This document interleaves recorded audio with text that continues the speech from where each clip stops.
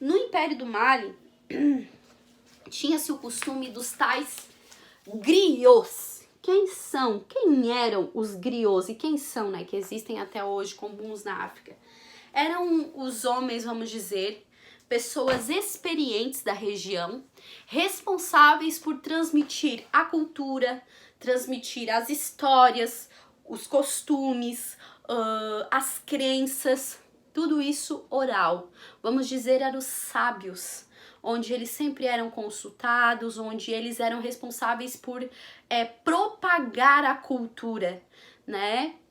Através da sua fala. E essas pessoas eram super respeitadas, né? Essas pessoas eram envolvidas também com músicas, com arte, com propagar a história através da forma oral, né?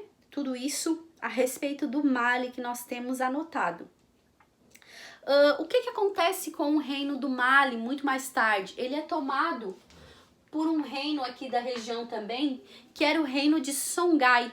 Como eu disse, o Mali ele acaba se dividindo por conta de discordâncias dos líderes, né? E o Império de Songhai acaba se aproveitando do Mali, né? Nós anotamos também sobre os povos bantus. O que eram os povos bantus? Os bantus eram povos com uma mesma língua, a mesma, vamos dizer, raiz de língua, eles tinham a mesma raiz, né? Algumas línguas diferentes, mas mesma raiz linguística, né? Esses povos bantus, segundo o que a gente até tem anotado, né? Região sul do deserto do Saara, aqui abaixo, né? Da região que ia do Gabão até Angola.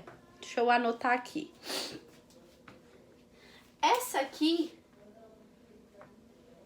era a região onde moravam os povos bantus, né? E depois esse lugar aqui se tornou o Reino do Congo. Esse pessoal aqui também era envolvido com comércio, né? O comércio sempre foi uma grande fonte de renda para muitos lugares, né? E esses povos eram muito envolvidos com a metalurgia. O que é a metalurgia? É a arte de trabalhar o ferro, de fabricar coisas com ferro, né? Machados, vários instrumentos de trabalho, espadas, carruagens, enfim, o ferro ele era utilizadíssimo pelo Reino do Congo e isso fazia com que o Reino do Congo fosse muito forte na questão, principalmente na questão bélica, na questão de guerras, né? Além de tudo isso também, nós temos anotado sobre os povos iorubás, né? Os iorubás, eles eram organizados de uma forma um pouco menos interiorana, vamos dizer assim, e eles eram mais urbanos, né? Eles viviam em centros, né? Como se fossem avenidas, ruas, né? E os povos iorubás, muitos deles, dos povos bantus e iorubás, acabaram depois vindo para o Brasil. Maior parte dos bantus e dos iorubás que saíram da região da África, traficados como escravos depois para o Brasil, eram reis, muitos.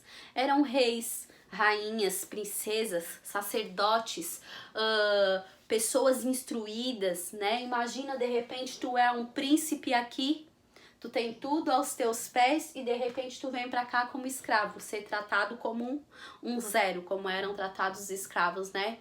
Super maltratados, sem direito nenhum, bem complicado. Gente, a África, ela era um lugar riquíssimo, certo?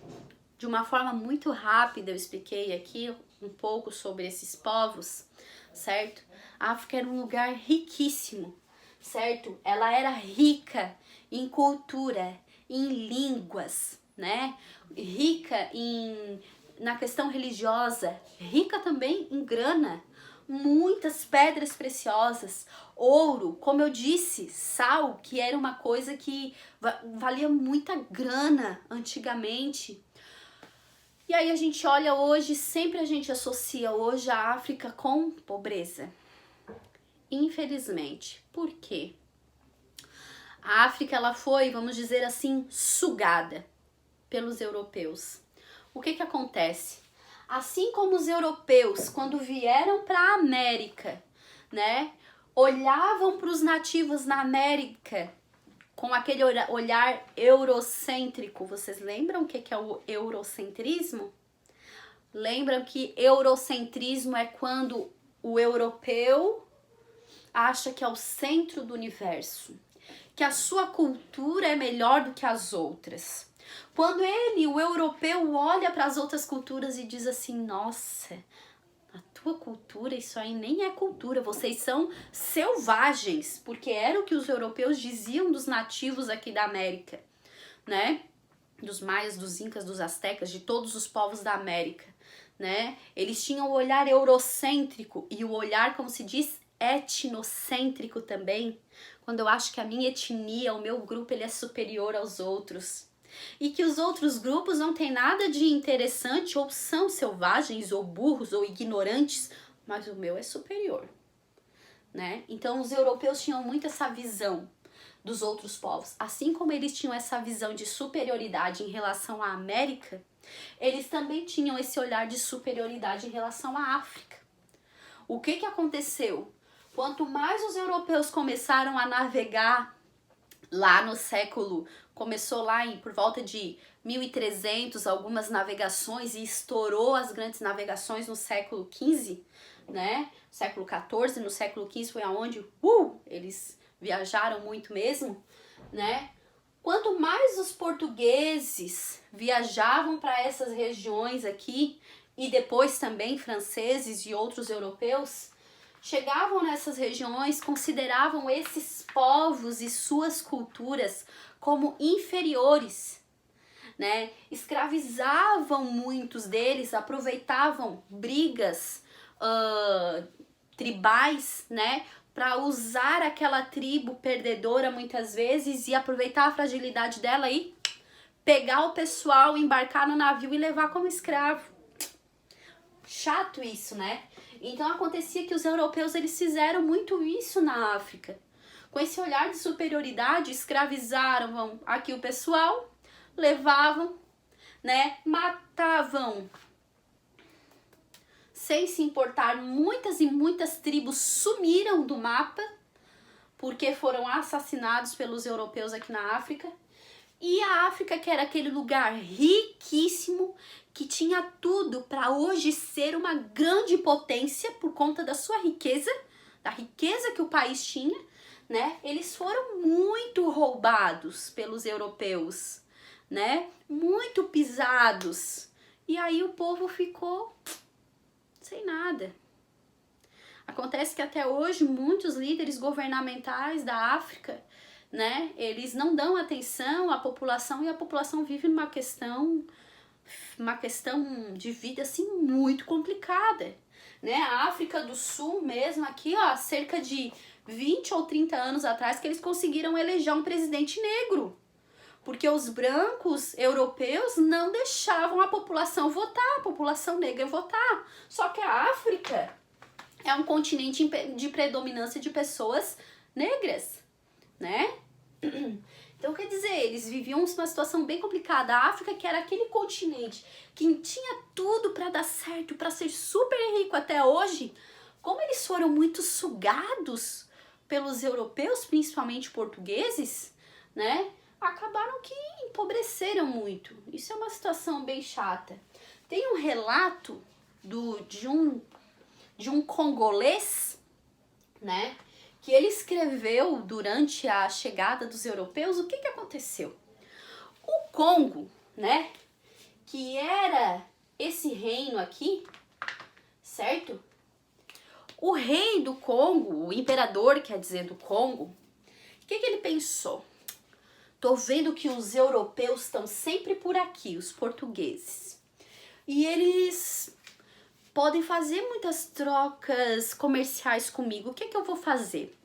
Para mostrar que eu sou amigo dos portugueses, né, que nós temos uma boa relação, eu vou me converter ao catolicismo, né, demonstrando que eu quero estreitar os meus laços com os portugueses.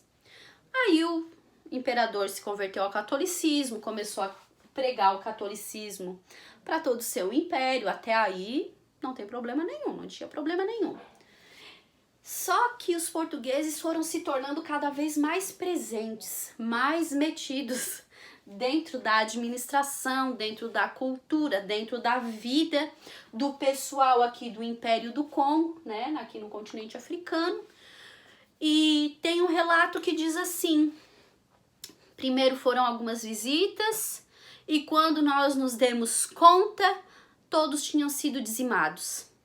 Ou seja, os portugueses foram se tornando tão presentes, assassinando e levando como escravos e levando cada vez mais escravos dessa região, que o Império do Congo, ele simplesmente sumiu. Em pouco tempo ele se sumiu, ele desapareceu, né? Então essa intromissão dos europeus fez com que a África, que era esse mega continente aqui, que é esse mega continente que tinha tudo pra estourar mundialmente, né? Hoje é um continente que sofre com bastante dificuldades, né? Foi muito sugado e ainda hoje é muito desrespeitado, né? Ainda hoje, infelizmente, se tem essa visão de que os africanos, eles têm uma cultura inferior, eles têm uma cultura assim, porque muitos ainda da África vivem de forma tribal. A África tem sim muitas e muitas cidades e grandes centros urbanos, tem muitos países que tem dentro da África, né? Mas tem países também dentro da África que é de predominância, com regiões de predominância tribal, né? E ainda hoje, infelizmente, as pessoas têm essa visão de que aqueles que vivem em tribos são menos inteligentes, ou são ignorantes, ou são selvagens, enfim. Uma coisa que a gente aprendeu em sala é que não existe selvagem, né? Não é porque o índio, né, o nativo americano, o nativo africano, ele vive de forma tribal que ele é selvagem. Não. Ele tem apenas uma cultura diferente da minha, né? A gente não pode ter esse olhar etnocêntrico, né? Onde eu acho que o meu jeito de vida é superior ao dos outros, né? A gente precisa colocar na nossa mente que nós não somos superiores a ninguém, né? E que o que existe entre os grupos, até aqui dentro da nossa cidade mesmo, não existe superioridade e inferioridade, existem jeitos diferentes de se viver. Certo, pessoal? Passei alguns conteúdos para vocês anotarem no caderno, tenham isso anotado, façam as atividades, ok? Que eu enviei para vocês. Vou cobrar tudo quando nós retornarmos ao nosso normal de aula, ok? Esse vídeo, ele foi um vídeo, embora seja um vídeo longo, de quase meia hora, né? Mas eu tive que falar muito rápido, muito atropelado. Poucas ilustrações, né? Mas é isso aí, pessoal. Sigam com o estudo de vocês têm tempo, dediquem-se, né? Façam esse momento valer a pena, ok? Beijo a todos, se cuidem e até mais, tá bom?